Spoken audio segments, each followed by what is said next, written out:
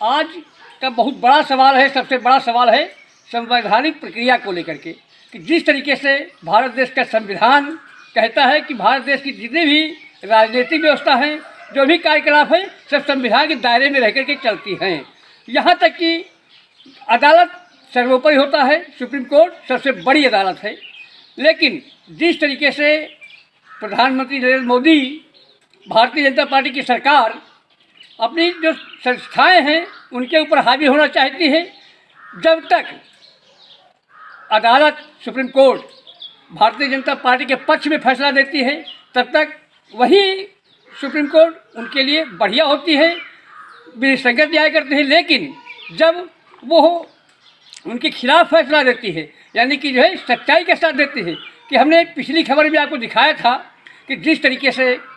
चंडीगढ़ के मेयर के चुनाव में धांधली हुई थी, भारतीय जनता पार्टी के आला अधिकारियों ने धांधली की थी कि 20 वोटों में से 8 वोट इनवैलिड कर दिया था और 8 वोटों को निरस्त कर दिया था, तो 12 वोटें जो है आम आदमी पार्टी की रह गई थी। जबकि 16 पार्टी, जिसके सदस्य 16 थे, 16 वोटों से उसको जीत मिली थी, जबकि उसके 20 वोट थे। 36 वोटों में से जो है ये धांधली की थी पीठासीन अधिकारी ने। तो हमने कहा था कि सुप्रीम कोर्ट जो है इसको संज्ञान ले रहा, देखिए इसमें जो है बहुत ही सटीक निर्णय होगा, और स्वयं संज्ञान लिया है। तो सुप्रीम कोर्ट ने फैसला दिया है कि जिस अधिकारी ने वोटों को इनवैलिड किया, उस जो है CCTV फुटेज में, वीडियो में साफ दिखता है कि अधिकारी ने अपने पेन से उन वोटों पर जो है कुछ निशान लगा रहा है जिससे इनवैलिड हो जाए। तो नोटिस भी दिया है जो अधिकारी था।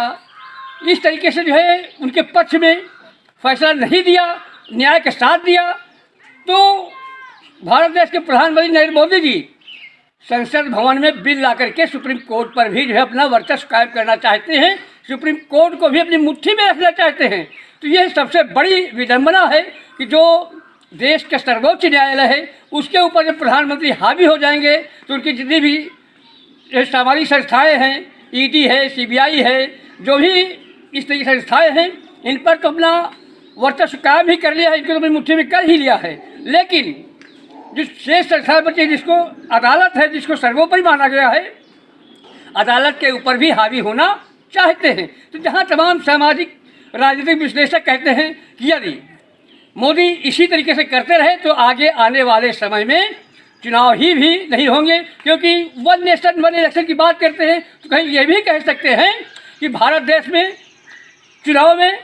बहुत खर्चा आता है, ज़्यादा बोझ पड़ता है, लिहाजा चुनाव ही नहीं होने चाहिए। जिस तरीके से सामंतवादी प्रथा पहले लागू थी कि राजा के कोख से पैदा होता था राजा, यानी कि कोख से राजा पैदा होता था, तो ठीक उसी तरीके से उसी ढांचे पर चल करके एक छत्र राज हो जाएगा, एक छत्र राज शासन करना चाहते हैं, जिससे कि अदालत को भी अपनी मुट्ठी में करना चाहते हैं। अब देखना यही है कि आगे क्या होता है। लेकिन हाँ, जिस तरीके से तानाशाही रवैया अपना करके मीडिया को, सबको अपनी मुट्ठी में करना चाहते हैं, तो यदि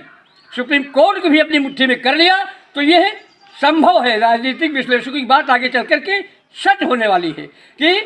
भारत देश में स्वतंत्र निष्पक्ष चुनाव भी नहीं होंगे और चुनाव होंगे ही नहीं, क्योंकि जिस तरीके से सुप्रीम कोर्ट, मीडिया, सब संस्थाएं अपने मुट्ठी में करना चाहते हैं। तो इसी तरीके से आगे आने वाले चुनाव के बाद यदि चुनाव में मोदी जी जीत जाते हैं तो आगे यही होगा कि चुनाव ही नहीं होंगे। अब देखना है कि किस तरीके से जनता क्या निर्णय लेती है, जिससे कि उनका भविष्य बच सके, उनका इस्तकबाल कायम रहे। नमस्कार, मैं Dinesh Kumar, camera person RS Sharma के साथ बाराबंकी।